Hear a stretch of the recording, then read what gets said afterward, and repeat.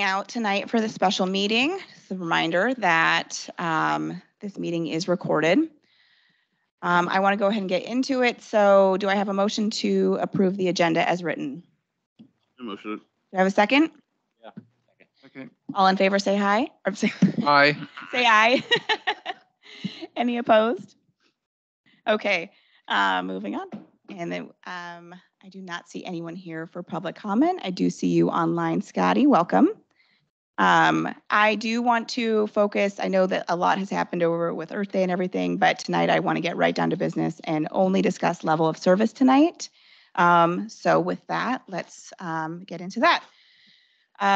So level of service is going to be really important. We've had a lot of different numbers discussed. Mig has had one suggestion that is, do we have those exact figures that we can pull up? The level that we're currently at was, Dave, do you know the level that we're currently at? Maybe. Okay. So it looks like current level or our current 4.9. 4.9. 4.9. Okay. Okay. So we're currently at 4.9, and then so Mig has suggested something based off of our current staffing level and our current where we are at, what they think that we could potentially get to. Right. I just have a couple brief notes. I haven't been in depth discussions about this with them much as you guys have. It hasn't been as big of a concern on our end just because we see it a little differently from staff perspective.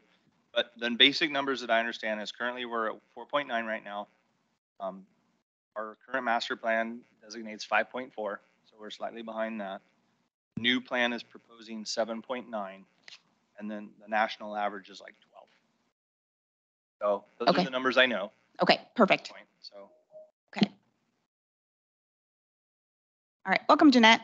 Okay, so those are our current numbers. So here we're discussing, can you actually go into a little bit more of what level of service means to you as a city staff? Yeah, so me is probably a little different than the term that you guys are using, because to me, service, I'd like to talk to you guys about that definition, honestly, because I think there's two things.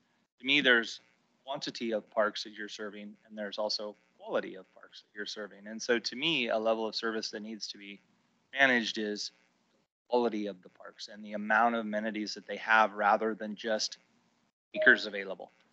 Because to me, a park shouldn't be just a barren piece of ground or a forest land or something like that.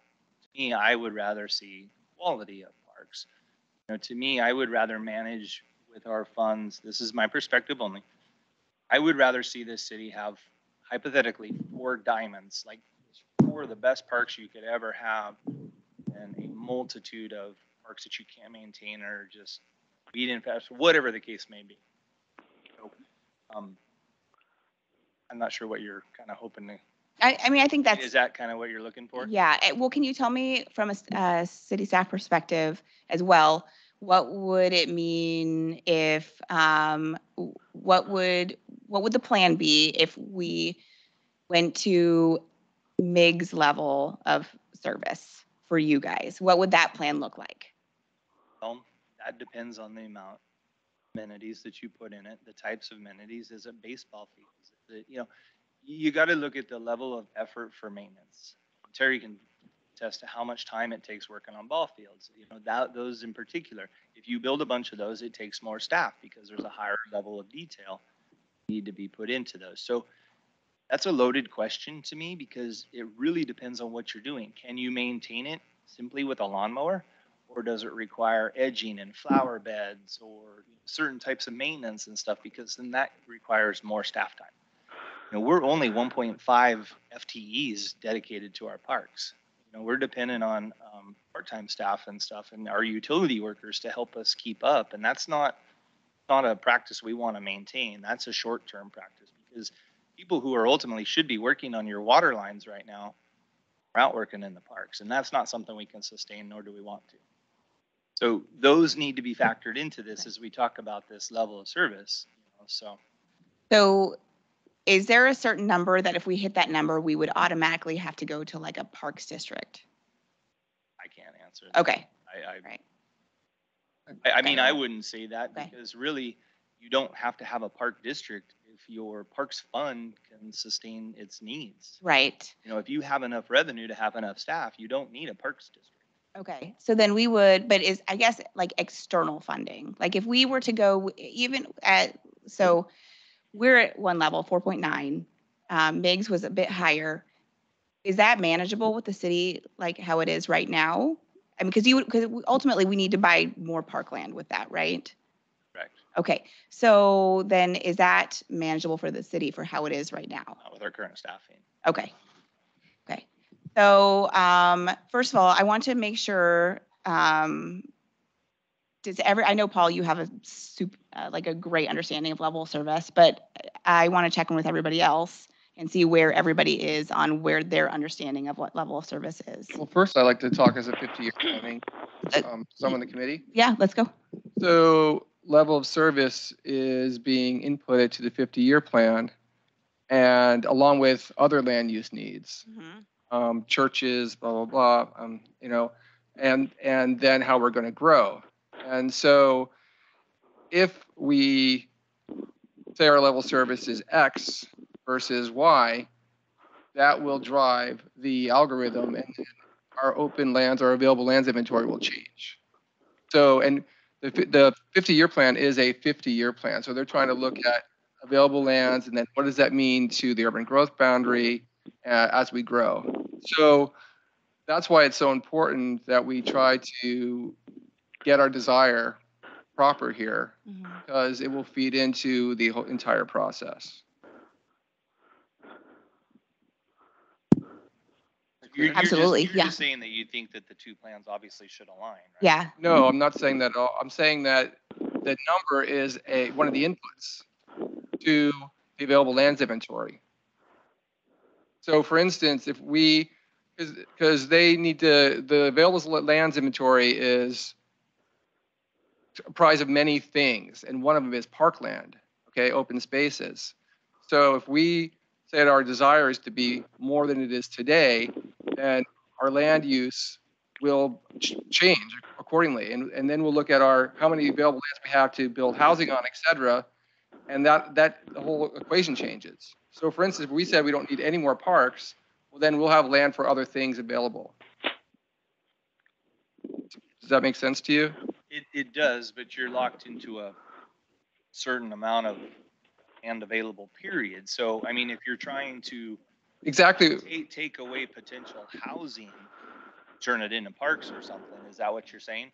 Well, that's what drives the whole plan, which will then get us to the point that we don't have enough available land to grow to where we're supposed to grow enough, and that may push the urban growth boundary changes in, down the road. So I'm following you. I mean, you didn't finish your thought there. No, so that's why. So that number, that was 5.4, I believe, that MIG gave. That we're currently at. That went into the planning process for the 50-year plan. But if that number is higher, for instance, then into the equation will be, well, as we grow, we're going to need more parks, and thus we don't have as many available land. So we may need a land swap. We may need a urban growth boundary expansion sooner because we don't have enough space for residential growth that we think we're going to have in the next 5-10 years, et cetera. I guess, another factor is that you need to look at the types of land available, and are those lands within the urban growth boundary even suitable parks? I think that's another huge dynamic to right. But you lay of Scappoose. I do watch these meetings, and I think in February you had mentioned something like a 20-acre standard in Salem. Sandy. Yeah, exactly. And so, they're on the foothills of Mount Hood. They have a lot of forest land. They've got a bigger footprint than we have. We're restricted by body waters and hills and different dynamics that they're not. So just because it works for one city doesn't mean it's going to work for another. No, but just getting into it, it's not just acreage. So trails, for instance, go into level of service. The level of service that the national parks or the the average that they talk about, this 12 or whatever it is, they have it for everything. They have it for number of tennis courts. They have it for number of pickleball courts. They have it. So it's not just acres, so it's level of service for trails. I mean, and as you know, trails can, if it went around the whole city in a long way, well, that could add up pretty quickly. So it's not just blocks and blocks and blocks of land. So anyway, my point is that it's, before we get into the discussion of true level of service, it does feed into the 50-year plan, and then they use that as one of the variables. And that's why it's important today, and that's why they're asking us to get it done pretty quickly. Okay. Any additional thoughts? Okay. No, I haven't taken the time to look specifically at all of the land and quantify. That's not my realm. Right at the moment, we've got that $14 million worth of ARPA projects. It's consumed about every extra minute of time we have. So there's other experts working on this, and the 50-year has been Lori's project.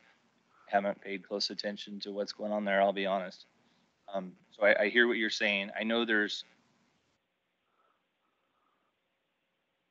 saying that you don't want to just freely push your urban growth boundary out either, that there's reasons not to do that. You need to make sure that it's all usable land that you can actually do something with, and there's RSs and things behind it. So I'm not going to get into all that because I'm not an expert at that. I see what you're saying. I mean, I get the logic there, but once again, if you are going to set that bar that high, what does that do to prioritization? Does that mean moving forward that the city is going to spend every dime we have of parks money just to trying to acquire the land and never build our parks? And that's the other dynamic of it is, I think that the number that MIG landed on took into account our inventory and our budgets and tried to make a realistic target that's achievable. 20 acres is not achievable. I mean, I don't know, let's just say $50,000 an acre for an average price, and that's probably even low depending on where you are. If you're within city, it's quadruple that. So how are you ever going to afford that land? Now, that's the other thing to factor in here is, are you going to invest your next 20, 50 years of parks money into just buying land? I mean, how does that benefit the community? So it seems like if you were, because you are a proponent of like a higher level of service. So I am curious how you would envision that if we had a higher, how would you envision like that happening? Well, so first of all, I'm a proponent of aiming for a mediocre standard, which is 10 to 12. I mean, we are very, very, very low, and I've looked at the parks master plans of lots of small towns in Oregon, and they're all at least 10 to 12. There's not one of them that are in the 5s. So we would be extremely poor planning compared to all other towns that I've read so far in our size. So that to me is a big red flag. Secondarily, sure, Sandy actually doesn't really, the city of Sandy actually isn't all that large. It's actually pretty much of a strip, similar to us as well. What was interesting in 1998 when they set 17.8 acres per 1,000, that was a point that they said, we want to achieve that. This is our goals and how are we going to get there. They actually hit 21 or 22. And if we set I understand 100% what you're talking about with regards to your, resources, et cetera. But this plan is supposed to be setting goals that are aspirational in some ways, but also helping us find ways to accomplish it. We sat here, I actually, when the school board and the city a couple of years ago had a discussion, a joint meeting, the turf fields came up, and the school district was, at that time, we can't do turf fields. There's no way. Way too expensive. Can't do it. And, there's no way. We don't have the budget, blah, blah, blah. Somehow we have a turf field, okay? And it happened very quick. Now, if we say that we want to have amenities that are at least average of other sized towns, and that means we need more money, well, that's going to be one of the, if we put it in our goals and we put it as part of our plan, then we will most likely, hopefully, find ways to get there, whether it be through extra grants, whether it be through resource allocation, through maybe private means. But if we don't put it in this plan, there's no way it'll happen. So I think there's. Can I just interject? I don't know if you guys know I Oh, was having trouble getting in on the meeting. It's JJ. JJ, one moment. Yep. I just kind of want to point out that I think that there's, in listening to this, there's two issues here. So the first issue is level of service. Second connected issue is prioritization. So how we that issue. I can't hear Isaac. Talk into the mic. She can't hear you. So did you hear what? All I was saying is there's two issues that stay on the table right now that we're kind of talking about are being conflated. One is the level of service, and two is how we prioritize that. What I heard from Paul, I think he's saying that if we don't talk about a different level of service, whether that's, I don't know how that shakes out, whether that's multiple. From our perspective, we're looking for a tiered approach. We won't be able to necessarily expand an urban growth boundary to be able to achieve that if we want to. The other issue is how we prioritize collecting or aggregating land and how that impacts our ability to develop the park system. So I kind of feel like the talk about prioritization is important, but it also, it impacts how we're approaching this as the city. Because if we talk about and only look at expanding our level of service, we're going to sacrifice a different level of service, which is amenities. And we're going to sacrifice things like development of crab porn. Right. So if we put all of our money into buying land, we won't be able to have nice things to put on the land. And that's not to say that we can't have multiple different levels of service called out in the plan. So we could say, here's a baseline. Here's, something we believe is achievable. Here's something that we think is a stretch goal, and have those all in there. I have further questions on that, but I want to get to JJ first. JJ, go ahead. Oh, thanks so much, Kara. So, I've been listening to this quite a while, and my whole thing has been that it's really important to have money to do those things. But the other side of it is that I truly believe, just looking at the metrics of people leaving Portland and the base level of income continue to really increase in the city of Scappoose, that I believe that is going to continue, because people want a high quality of life, and Portland is pretty much a quagmire right now in a lot of areas. People are paying tremendous amounts of money for property taxes, and then having the potential of having homeless people camping on their sidewalk. And that is really driving people out of the city. In fact, Portland this last year had its first decrease ever. And I believe that exodus is going to continue. And it doesn't need to be a mass exodus to affect the city of Scappoose. The other thing is that and I think Paul's right. I think we set a high goal as far as land acquisition goes, and then we begin to look at ways to fund that. There's obviously creating a Parks and Recreation District, which is extremely effective for communities, but it is about having the right ask and having a strategy that people are going to vote for. But there are other ways to do it, and I've been talking to folks about that. Obviously, partnerships with businesses and all of that. But really, it's interesting. I'm really good friends with Sharon Harmon, who heads up the Oregon Humane Society, and a while ago I was trying to help the little local Humane Society, just following the business model of the Oregon Humane Society, which is having, they do fundraising, they do grants, they do all of that, but they have a monthly amount of money that comes in every month from membership. That's how, as a nonprofit, they do that, and that is how these things will be accomplished ultimately, because, as I've said a few times, when I first came on board as the first member of I'm the only members. I'm the only member that was from the first draft with Dave Powers and everything else. It's this idea that we need to really think about the future, and we need to talk about a level of service. and yet on the other hand, I'm in the back of my head, I'm thinking about the fact that we're going to have an 87-degree day tomorrow. And, we're talking about land, and, I don't know if that level of service also includes trees and covered areas and ways to provide cooling so that people can actually utilize parks at different times of the day besides the early morning during extreme summer heat. Thank you, JJ. Go ahead, Isaac.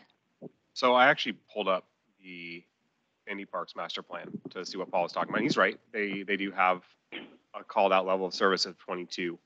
Some numbers that impact that are developed acres. Theirs is 39.94. Our current developed is 43.7. And I think what they're doing is they're counting their undeveloped acres into their level of service because they have 286.8 acres undeveloped. And as we can see by the chart, we have 138. And so I think that we can consider that further too, to say, in one metric, we are, performing better than Sandy. We have 4 or 5 more acres of developed park space. And maybe, maybe we do look at something like Vista differently. They call it a natural space. They have some spaces that are just wild. And we don't have to necessarily develop Vista to count it in our level of service. Right. Maybe that's part of the discussion. Yeah. We have up here developing these things, but maybe they need to be included. And this is another potential topic. I'm not sure how that impacts, but That brings up a good point, and maybe this just needs to be broken into some subcategories. Yeah. Like a level of service of developed of X, and a level of service for green space of X, and that kind of thing. Go ahead, JJ. I think the other thing that needs to be brought into the conversation is Tina Kotek has now proposed to change urban growth boundaries in general for development of different business opportunities, which is receiving quite a bit of pushback, but she actually has the ability to do that. So our understanding of the urban growth boundary today could change very much in the next year. Oh, yeah, absolutely. Oh, that's good information. Thank you, JJ. One thing about funding, because I do want to bring that in before we kind of open it up for discussion, is the difference of funding, because it sounds like, to Paul's point, we would be able to, I do think the city would rally together to help us get amenities. But to Dave's point, the challenge would be who would maintain those amenities. And that is harder to get funding for unless you had like a specific parks. How would we gain additional funding for helping maintain this stuff? Because there's no magic money trees that I've found. So we're at this point where the realistic side is we're constrained to grants and our general fund. Okay. So that's the realm that we're currently working in. But there's no grants for another FTE, correct? No. Yeah. So then the only option would be like a levy or a district. And this is just wanted the quick fix, yes. Okay. So I just wanted to make sure that that is also a challenge as we're thinking of this. I love the idea of maybe going for more undeveloped that could be more nature space, that could be park space, and then that also takes some pressure off of Dave and his team. But just something to think about. Well, like the NPRA guidelines, like I said, are for amenities as well. So, for instance, the number of tennis courts is 1 per 2,000 people. Okay, so we're behind, right? So, and the number of basketball courts is 1 per 500. All this stuff is listed, and this is their guidelines. This is what most cities are looking at and saying, okay, National Parks and Rec Association, this is what their recommendations are.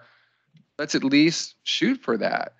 And they're probably smarter than we are. I'll be honest. I'll be honest. Those are great. That type of stuff I think is exactly what we should be targeting. We should be targeting making the parks better and meeting those needs, not just available lands. I think that you need a balance of both, but having that kind of data is great. That's the stuff in my mind that we need to be really looking at too, not just land. But wouldn't we? Someone did a lot of work on these guidelines, and they've been included in a lot of these master plans. I'm just looking at the Malawi master plan right now, and then they use most of these guidelines, so why wouldn't we just tell MIG to use these guidelines? I mean, there's neighborhood parks, there's community parks, there's natural and open spaces, there's trails, there's guidelines for all this. And, instead of trying in a room to figure out what's best, I mean, somebody's put a lot of work into this. And it's a ratio, right? So as we grow, it's supposed to grow with us, right? So, because it's per resident. So I don't know. I just kind of think like if we're looking at this as a 20-year plan that's going to be feeding a 50-year plan, wouldn't we want to at least be at the national average? I think Oh, that, and I think that's really good. JJ's been waiting. Oh, sorry. Go ahead, JJ. Oh, thank you. And I think that's a really good point, Paul. But, as I've said for many years, it's about the ability to pay for it, which I truly, it's interesting. So I'm kind of like the canary, and with my company, I'm kind of like the canary in a coal mine. We've got a really nice, affordable housing option for people in St. Helens. And in the last 3 years, literally 70% of our residents commute to Portland from St. Helens. And they do it because they want to get away from that world. And I think that people, as the population unfortunately continues to grow, that's going to become more and more of a priority. The more people you have, the more they're going to want to have green space and places to escape to. And that really needs to be taken into consideration, and people will pay for that. Like I said, when I came here from Sobeys Island from Portland, I didn't even realize that there wasn't really a parks district for the city of Scappoose. That's just how unaware I was of that whole process. And there's an expectation that people bring when they come from these places that they want to see in whatever community they're moving to. And I think people will pay for it. But what's going to have to happen is that it's going to have to there's going to have to be some really thoughtful marketing put into it, and it's going to have to be something that really people feel a need for. And if you position it like that, they'll give you the money. They will definitely give you the money. We got a 3-cent fuel tax passed, because we addressed a very specific need of streets and sidewalks. So I think sometimes it's a little short-sighted to think that it's just like, well, we don't have the money. And it's like, you will. I think Paul's right. You set the goal, and you set that as a benchmark. And then as more people come in, and as the ideas become more refined of of the amenities that are actually needed and thoughtful, whether they're levies or Parks and Rec district are put out there, if it's crafted well and people see the need, if they see that need, they will fund it. Isaac? Yeah, so I think JJ makes a good point. I'd like to turn this back to the level of service discussion, though, because again, that does have an impact on the way we look at things and how we're going to be prioritizing. But from my understanding tonight, we were just kind of trying to talk just about the level of service and to try to come to some kind of understanding. Yeah. I'm sorry. I wasn't quite done. I wasn't quite done, JJ. Hold on, JJ. I wasn't quite done. I'm sorry. I just want to try to refocus this back to the level of service, and I think it does have an impact. But I think that we were all kind of hoping to come to some understanding about what that is, or if we can come to a recommendation. I agree, but I also do want to hear like these opportunities for funding. Like, what are these different things that we could think of? Because if I do agree that if we just walk out of here saying, well, there is no money, then we will go low. And so I do want to hear about these things, but I will work to keep things moving. So Dave, did you have another comment? The only thing that I would say at this juncture is that it's hard to draw a master plan around an unknown. You cannot write this master plan on something that you don't know. You don't know that a district is going to pass. You don't know that these things are going to happen. This document is slated to wrap up in the next 2 months. You can't just keep this thing open forever on an unknown. So we need to be somewhat realistic in our focus that's somewhat achievable and and still aspirational. So we need to just kind of look at this in a manner that within the realms that is sort of feasible to put together a strategy, not just a complete strategy that if the voters say no or whatever, that you're all done and your plan's useless. So one option that has been passed around is a tiered approach where we have a kind of a baseline, a mid, and then like a great people, wealthy people move in here. We pass a parks district. All those things happen. So just to bring that out. But I do want to go around and I want to hear thoughts from people who haven't been speaking. So Brian, I'm going to have you go first.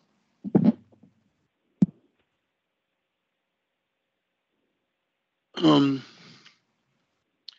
kind of agreeing with Dave that, I mean, it'd be great. We do need to think about acquiring open space later on, but I mean, we were on the problem with, the bike trails. We got all these trails, but we're running out of people to maintain them because we're all volunteer based. And it's great. You have all this, but if you can't use it some of the times, and then it's pointless. But also, I think having like a dream number is great to have, because if you set it too low, then you're not going to achieve that goal later on. But if you're up super high, and if you don't make it, hey, we did our best we could.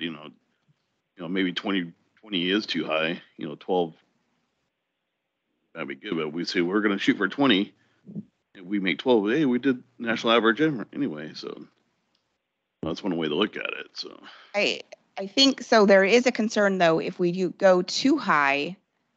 If we just say like, let's just leave this room asking for 20, there are challenges for that, right? If we just have that blanket number. I wish Lori were here. You can't just push urban growth boundaries because of, it has to meet certain criteria to just expand. And from what I understand, maybe Isaac on this, it isn't that easy. You can't just say, we want more parks, we're going to expand our boundaries. It doesn't work that way. That's can't give you the logic. just a part of the equation, though. Paul, let him. I'm sorry. No, and I understand. I'm just saying. So what we're trying to focus on is just something that's attainable, knowing the geography of Scappoose, that we're not going to try to buy 40 acres way up Dutch Canyon and call that a Scappoose Park. It's, well outside of our UGB or something. Those aren't realistic expectations. Moving forward, just because there's a number set in the plan, I don't think anybody would ever say if a piece of land came open that we just never really thought would come to us just like Grabhorn. I don't think that anybody within this community is narrow-minded enough to say, well, the master plan says we don't need it, let's not buy it. And I think that everybody within this town is very amiable to say, that's a great opportunity, we should jump on that. This document is a great guideline, but master plans deviate all the time. So I'm having a hard time getting hung up on this so much that it's just going to be something. I just want to come to something reasonable that we can keep this thing trudging on. And absolutely. Paul, go ahead. 1998, the city of Sandy was the same size as us. And they had a parks master plan that they put 17 acres on. 1998, we had our first park. Okay, so we're behind the 8 ball by a lot. And if we don't try to catch up, we're going to always be behind the 8 ball. My feeling is asking for the average, the NPRA guidelines, I don't think is unreasonable. And I think those can be justified in any plan that you put forward as a 50-year plan that says Scappoose wants to hit these guidelines for open space, parks, recreation, etc. I agree with you. I think if we went way too high, we'd have to say, geez, how could we justify that? But by hitting the national average, which is also the guidelines, I think is very reasonable. And I'd have a tough time going back to the citizens and saying, yeah, we recommend it to be extremely below average for the next 20 years. I just have a hard time saying that. I understand, Dave, completely about your issues with your staffing today, but if we put these into our plan, hopefully things will change in time. Don't think I'm so narrow-minded to. No, I'm just. Not, I'm being honest here. I want you guys to understand. I want these things too. I strive for our parks to be the best parks organization within the state. That's where we all want to be. We care about what we do. Our folks who work out there every day take a lot of pride in those. And I would love to see 100 acres per, I mean, but I'm just trying to be somewhat realistic here with what we have to work with, what we can do within the boundaries that are realistic. If we want to be big targeted, then I would challenge somebody to look around at some maps and try to figure out where those opportunities are, because you're going to push so far out of these city limits.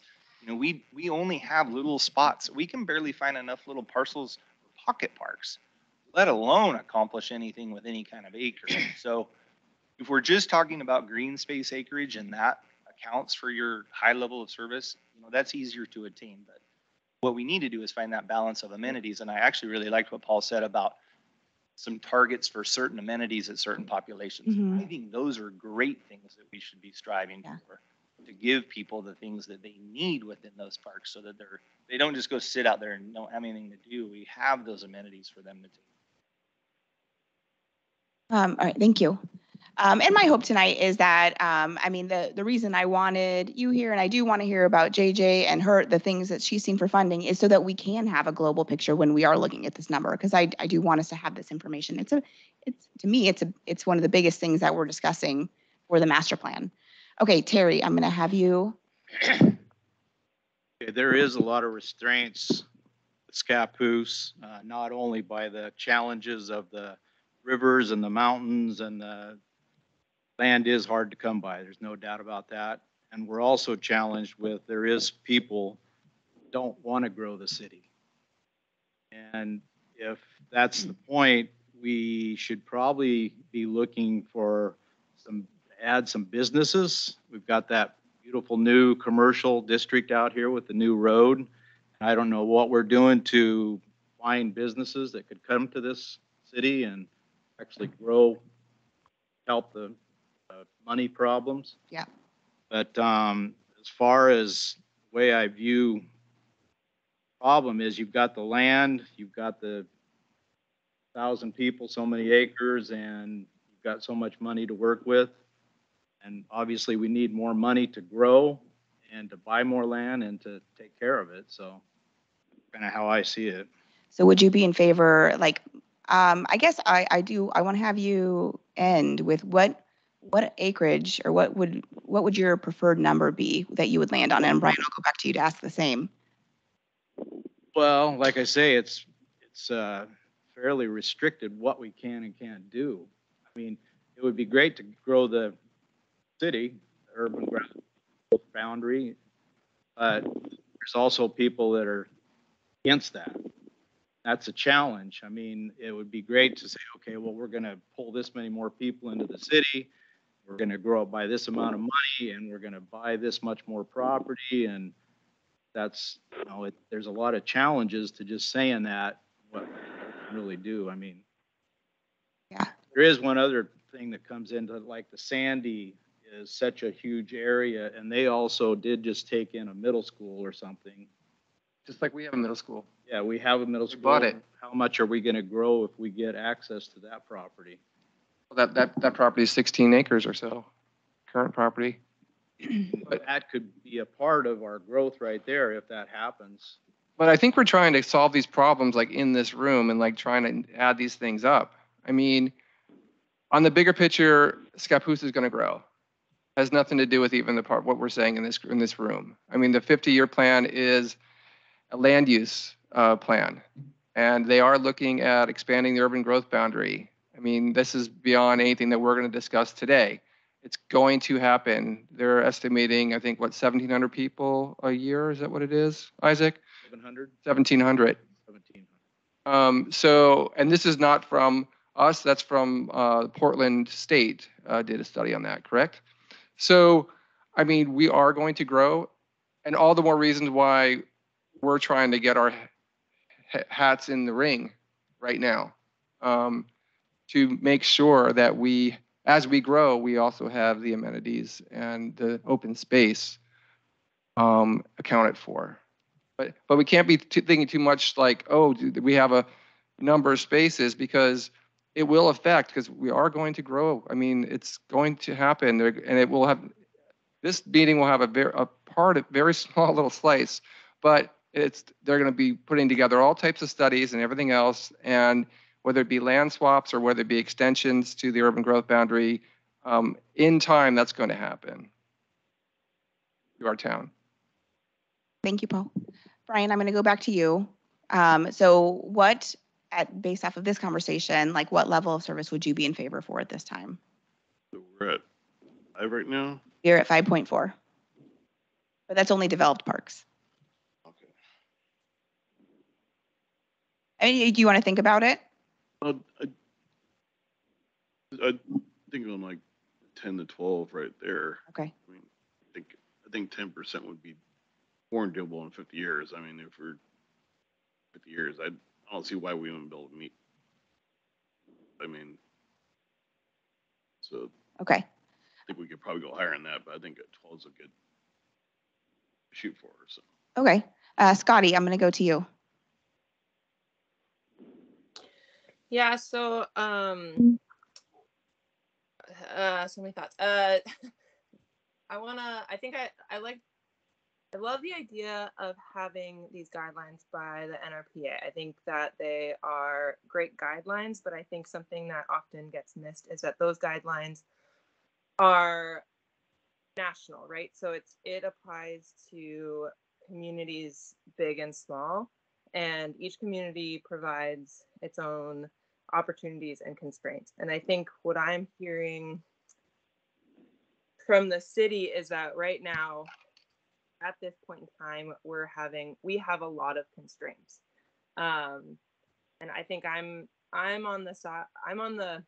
have the opinion of I would rather provide quality opportunities for the community rather than acreage that maybe people don't even know would be considered parkland because it's just a plot of land in a location. And then we talked a bit about prioritization. I'm also very pro prioritizing areas of the city that are underserved. I think that was brought up in other meetings multiple times. And there's central locations that get a lot of service, and then there's some areas that just are completely underserved. And I think there needs to be a balance between having quality opportunities for everybody in the community, even though yes, it is a small city. You can drive across the city within minutes, but it is still very important, I believe, as a Parks and Rec system to provide areas that people can walk to and access pretty easily, that are of quality. That being said, I love reaching for the stars and wanting to be able to be like, great, let's have it all. However, I'm hesitant to put that in a document for a long-term goal, and not be able to meet that. So I kind of want to, I prefer going at it more real, or just realistically in my mind of like, how can we provide adequate stuff for the city and the community? And I guess in terms of like what that number means to me, doubling our level of service, or even more than doubling our level of service, seems pretty high to meet that in the long term. But I don't know. I guess I'm on the like, that would be the max I could foresee putting in here, just because that is kind of the national average. 10 would be the max. I still feel, yeah. Was it 10? Because it was 10. Or 12 would be the max. 12. I can't remember. Sorry, what Paul said was it was like 10 or 12 was in the NRPA guidelines. I don't think we should put anything that exceeds that, just for fear of like, I would rather us like go above and beyond and like exceed our number that we project for, rather than like severely underserve what we're projecting for. Okay, thank you. JJ, just your thoughts on the level of service number. I'd say 15 acres. 15? I think I think it's a fair number, and I think it's very achievable. Okay. Paul, what would your number be? How low would my number be? Oh, no, sorry, Paul. Oh, sorry.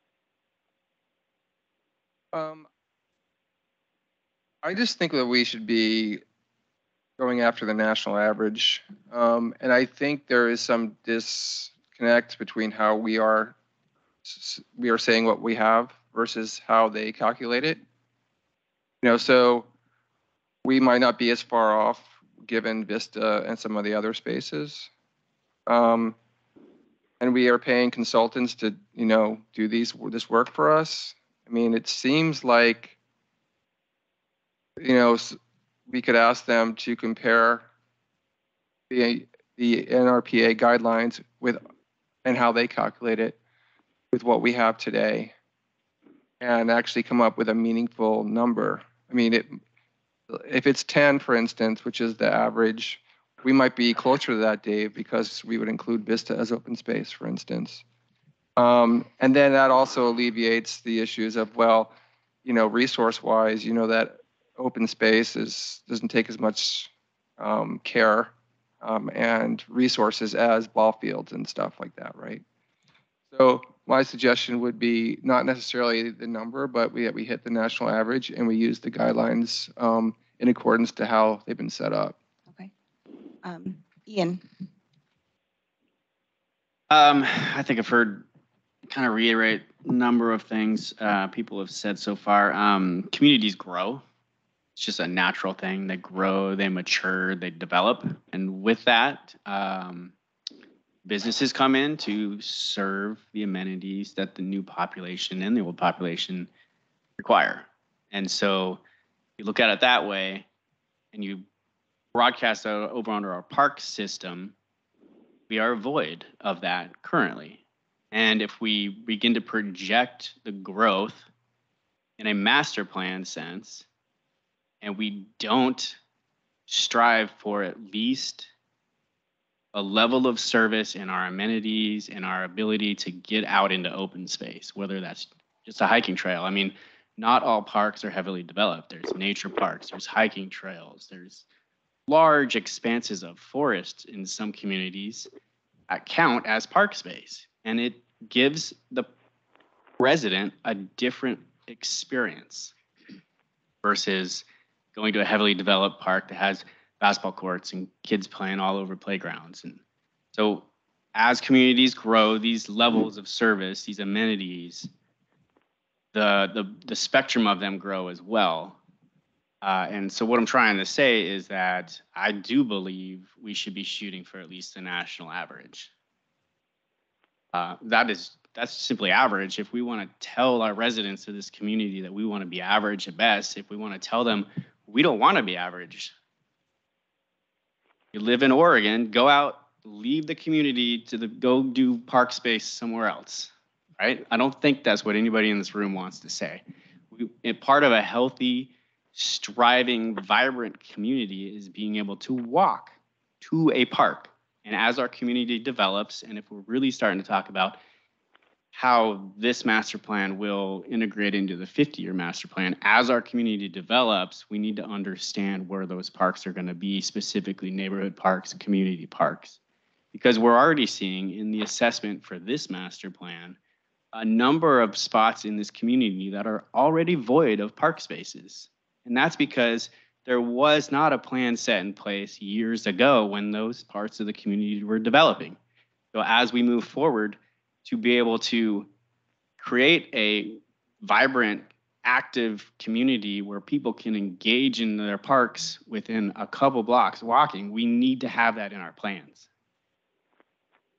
We need to have it in the master plan as a goal to get to. It might not be realistic in the next 10 years, but it's got to be a goal that pushes the community's development in that direction. Maybe it's not fundable now. That's not really what a master plan is about. It's saying what we strive for as a community, and then we're going to let other people who find the money and build do that.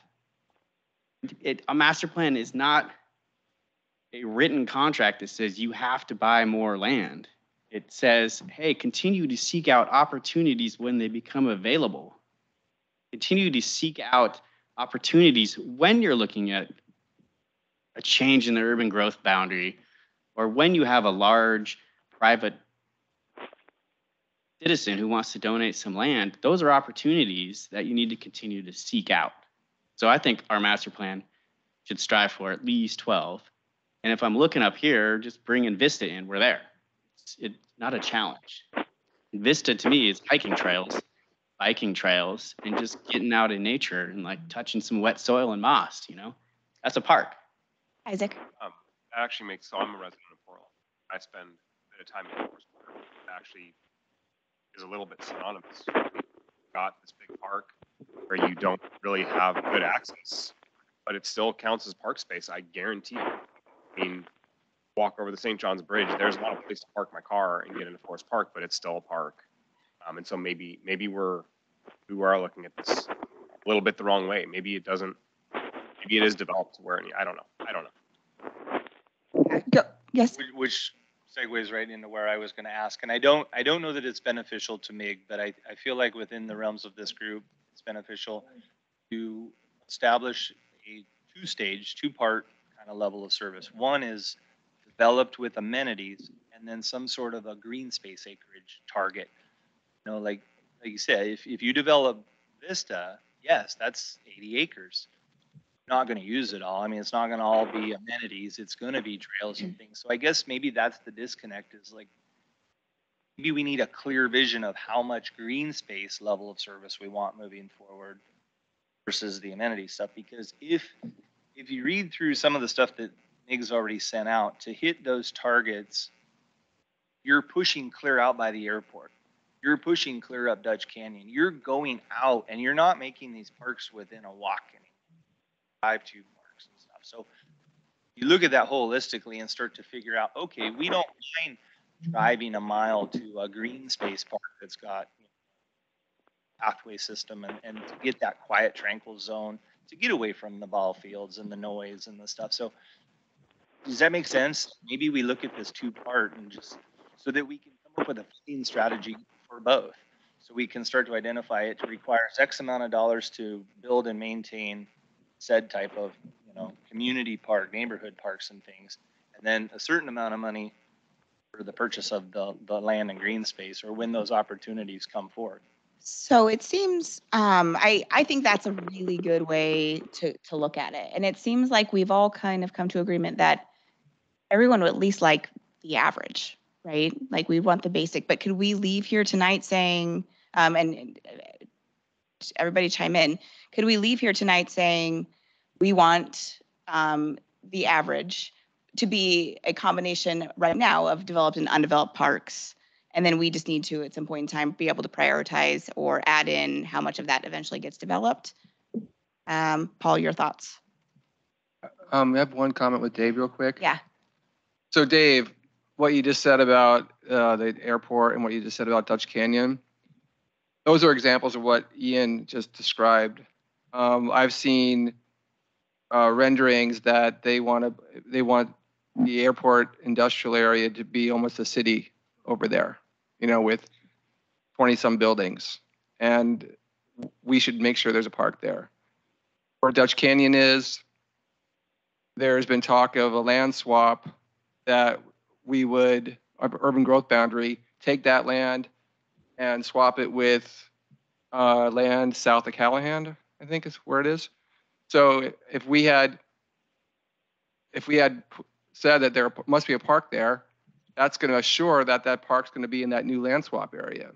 So what we know today, that's why this whole thing of like thinking ahead and making sure that we have a seat at the table, it seems like ridiculous to have a park out there, but I mean, if it seems ridiculous when I looked at that drawing that I saw the other day that they're trying. Did you see that, Isaac? It's it's a city that they want to put there. I mean, it may happen, may not happen, but let's make sure we have a park there when it does. Anyway, I just want to get that out there because we're trying to also be futurists here a little bit, and it's hard.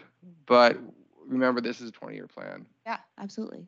So, and I guess that, would you be content with that? That's the question. What goes back to the whole original thing of what is your definition of levels? Are you happy with just green space? People might be, probably aren't. So that's where quantifying a little bit of both helps the city have a strategy. And that's why we're going through this exercise. Is Mhm. that it takes away some of these questions. I've said this a million times and I'll say it a million more. When Grabhorn opportunity came along, it proved that this community didn't have a shared vision. I don't think hardly any two people could agree on it. I mean, it was very controversial. You all know that. A lot of you sat on that ad hoc committee. And so I think that's the takeaway from this master plan. We really want to have is when this document is done, majority of the people, you won't accommodate everybody, never do.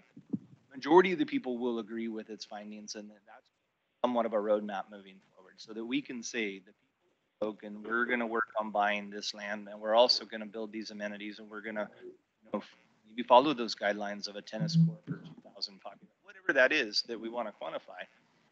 That's what this document So since we're going off of 10 to 12 as the national average, is there a national average for how much of that is developed versus undeveloped? No. So that goes back to the local conditions discussion. So, I mean, what we're proposing here is kind of radical, right? I mean, you don't see master plans that say we're going to call out a level of service for developed and we're going to call a developed level of service for undeveloped. They just state level of service. And so that becomes a tool for city staff to meet those goals. We can, frankly, right, if we say in another city says, okay, we need 10 for our level of service, it's up to us how we get there. It's not defined. So we can flexible with how we do that. And so in some ways, by going through the multi-prong approach, it takes some of that out. But Dave's right. I mean, it gives us established targets to meet for both things. It does hit those different need buckets. We don't want to tear through Vista and pave and right. There's a value to it as it is, and that's not really reflected in what we see on the screen, right? It just says undeveloped, like it's not meaningful when it actually is. And so I think personally, this hits a lot of different buckets. To go back to your question, there's not a standard for undeveloped versus developed. I think that's a misnomer in the fact that an undeveloped space can still be a valuable park. It can still be a valuable asset. It's just, I think by labeling it undeveloped, it minimizes what it brings to the system in a way. And so maybe in that light too, this kind of multi-prong approach adds extra value. And I think that the 7.9 that Meg is targeting is a developed park. That is not a green space. That's a developed park. So could we leave here saying something like we would like to see 7.9 acres of developed park and 12 acres of level service park total? That's a very realistic thing. I mean, that's. What is everybody, I would like feedback. Brian, I'll start with you. So that would essentially give us. Oh, sorry, Isaac. That would essentially give us 2/3 of our parks would be developed. So that would be for things like sports, playgrounds, local walking paths, community parks, pocket parks. That would give us about 33 or a third of it being undeveloped open space. And so that, to be honest, in a way that really helps the city because we can meet that standard for a while. Even as we grow, that we have some buffer in our undeveloped parks that will help us achieve our goals going forward on an ongoing basis. And so that's useful. Okay. Ian, go ahead. I think we should just put Grabhorn. I guess we can't move it up yet, but in our minds, that should just be a developed park at this point in time. I do personally don't like the term undeveloped parks. Natural. Like Vista, all it needs is a parking lot and some hiking trails that can be, billy goated in. And that's a park. That is a minimally developed park, but it's not undeveloped because it has access. Yeah. And that provides a very large missing hole in the amenities for our community. You can go walk on, Brown Zellerbach, but it's paved and you're going to share it with bikes and you're going to share it with, dogs and you're not going to get great views and you're not going to be in a forest.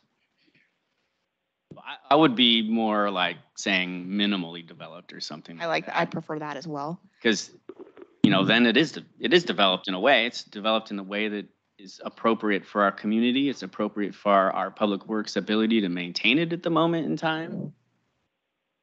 But it counts as a park. It counts as a park, doesn't it? From a technical perspective, I like that too because that helps us define what counts as a park space. Whereas, if we were to come into possession of a blank slate of land with nothing, that would be an undeveloped park. If it's zoned right and all these things right. But it helps us make those kind of classifications as we go through years.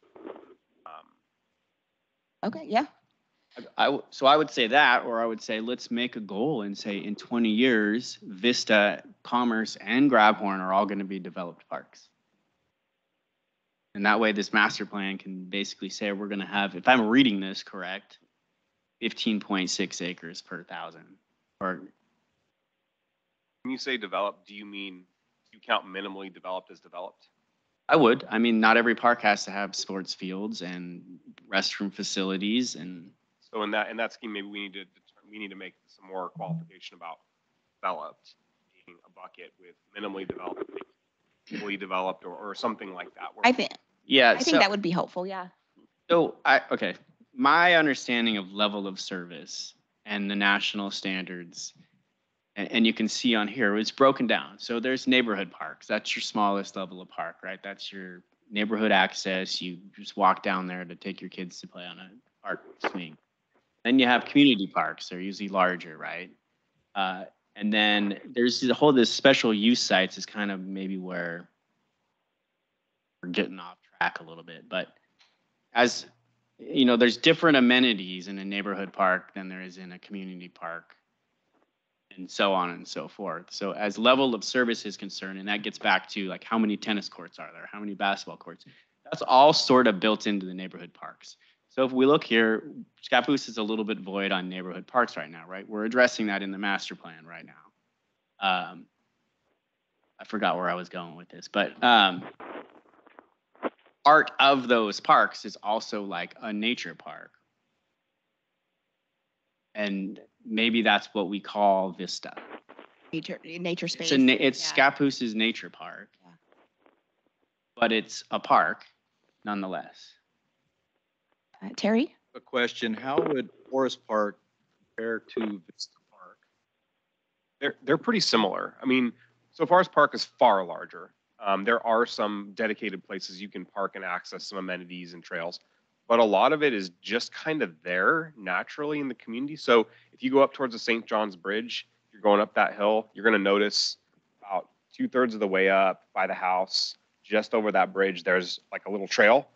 That's an access to Forest Park. That's the normal. I notice on Highway 30, they're always parking there and walking up before you get to St. John's. Yep, so there are a few places you can access, but a lot of it is very much like what Vista is right now, where there's just kind of a little entrance and it's very uncontrolled, and you just kind of go. It's like hiking in the city, right? For at least for somebody who lives in the city like me. So, yeah. So, Dave, go ahead. I was just going to say, just if my math is correct, if you just take the Commerce property and Bella Vista alone, that is 10.6 already. Yeah. Current population. That's what I was about to ask. If people are content with that, yeah, very achievable thing. We have it in our mind in this master plan that you're going to really develop this level of service acreage, and that's what we're having the pause on. It's like you can't turn veterans parks and things into this quantity. You can't sustain that much. Yes, we're not going to try. Yeah. Yes. Okay. No. So with that being said, if we are considering undeveloped or minimally developed parks, can we comfortably go above 12 to like 15, like JJ, and still saying 7.9 as our developed parks and 15 parks total?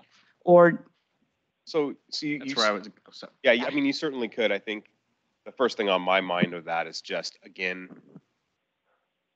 this does go back to some of the other kind of difficulties with that is as we grow, we're still not going to have those lands. I don't know. I mean, this is like unexplored territory, right?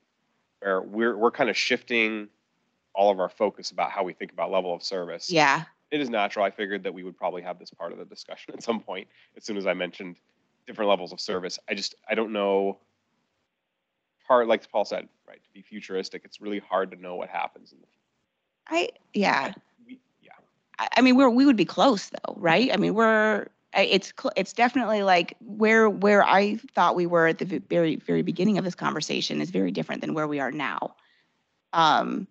Go ahead, Paul. Well, that would align with the town meeting where citizens were polled right? Yes. Can you tell us about that? You were there, right? Yeah. So granted, so with our original survey, it was a sample size of 900. This was a sample size of 31 people who were responding. Approximately like 30 to 40% did not live in city limits, so they wouldn't necessarily be paying these types of taxes, but they were in favor of kind of going aspirational. And so if we're looking at it like this, looking at it through this whole different lens, I think it would be my preference that we would go 7.9 developed and go for 15 total nature space and developed parks total. That would just be a standard for 20 years too. So you just understand as we grow though, you're still looking at a 50-50 mix. Essentially, that's yeah. I think that would be. I think people would love that. I think that'd be great, and also that's a great message to the community as opposed to, well, we're going to sit on that. We're going to be average. I mean, we have. I mean, No, people I mean move here just for in nature. general, like Yeah. that sounds aspirational to me, and I'm excited about it, even if it's like that sounds great, right? And that's almost like a real like callback to saying we're doing things for the community. We are going to have to work a little bit at that, but I think that Yeah. makes I think that would make people excited too. Absolutely. Yeah. I'm very excited. I am interested in. So we are again out over. We don't know what's underneath. Yes. This is uncharted. I'm interested to what Dave has to say because again, I don't do public works or parks. I don't really know. I can only guess what this means for the budget. Yeah. How that interacts. So I think we should maybe. Yeah, what you think Well, about I that? mean, green space is obviously easier to maintain, especially if it's forest land. Virtually no work to that other than some trail maintenance and some restrooms or things. That's easier. If you combine those two, you set up to 23%. So, I mean, you're getting up there pretty high. You can talk to me again. I would really like to talk to our city planner. Absolutely. Just to get some more data from them because Yeah. I know they've looked very hard. I've been in the middle of a lot of emails back and forth with the planner about what the public works needs are. Yeah. And compensating for you Yeah. in planning the needs. So she's going to have a more comprehensive understanding than I do. That's the world she lives in. So I think that it would be good to get her input on that to see, because she understands every school as far as land use and can calculate if that's even feasible. If that's even. Okay. So at this point, we've kind of reached out where I think the maximum amount of information that we can know for tonight. And then we would need to suggest this and then have it brought to MIG and the planner and see what they say. And with the idea that we know that this will take time, we know that, but it is going to be a lot of it undeveloped where that would be much easier to attain. And if we're going to do motions and recommendations, I'd like to use some of the language Ian was talking about Okay. regarding minimally developed, right? Because those are quantifiable targets. If you say undeveloped, that means a lot of things. If you say minimally developed, that means, we have an access point. It just helps us understand. Okay. I don't think we need a motion. I just think we want to make sure that everybody's on the page about like what we're talking about is, community parks, neighborhood parks, linear parks, trails, minimally developed parks, maybe, or nature parks. I don't know. Nature. Okay. Or two of them, maybe adding those two buckets. So moving Vista into a minimally developed park status. yes. And what this sounds like. Definitely. I think we would take what we're hearing back to me again, Lori, and if this is feasible, then share that outcome with you guys and let you know that, yeah, this is something or here's the reason why this may not work. Okay. That data. So ultimately, my thoughts, Ian and Paul, anybody chip in, but we are making a recommendation that we have 7.9. We work towards 7.9 for developed parks. We work towards 15 of parks in total, which would include minimally developed and nature spaces. That seems doable. That seems doable. Okay. Other comment? Could we incorporate if we end up with the middle school and go higher?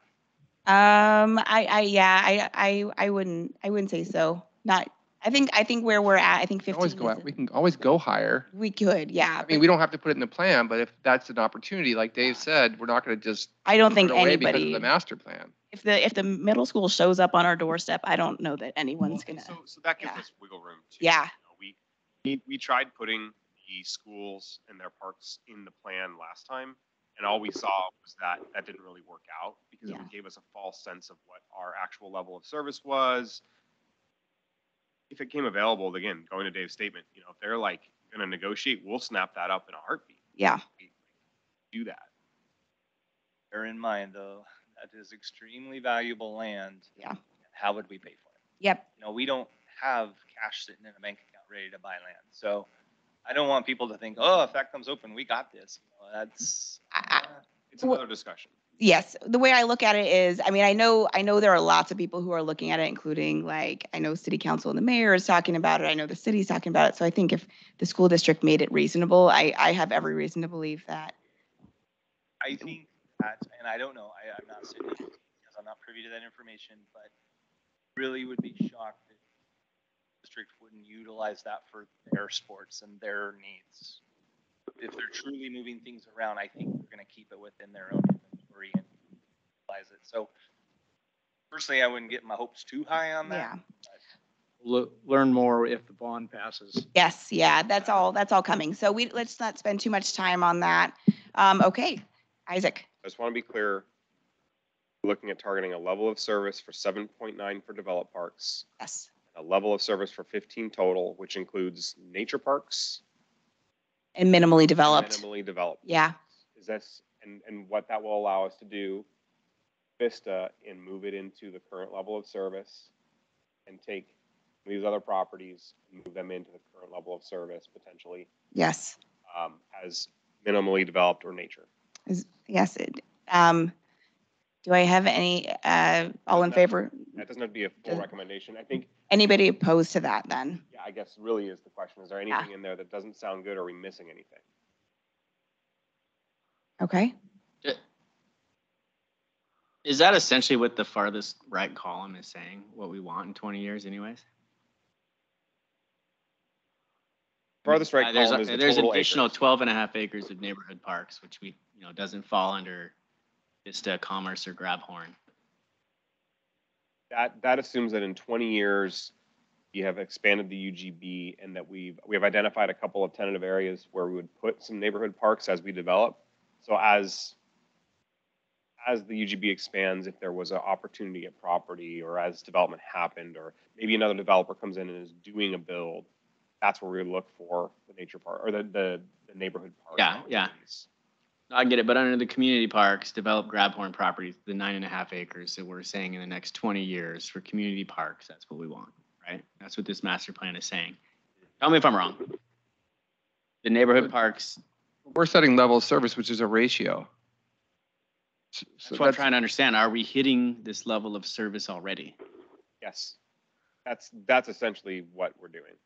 Is if we go with this scheme, we're able to count Vista, Commerce, and currently even Grabhorn technically because it has access and people who can use it. We can count those in our current level of service, and so we're then meeting current level. Then we need to project extra onto the next 20 years. Then I don't personally like that chart. I don't. It's just, and that's a little. Yeah, this chart threw a lot of staff too. It's not.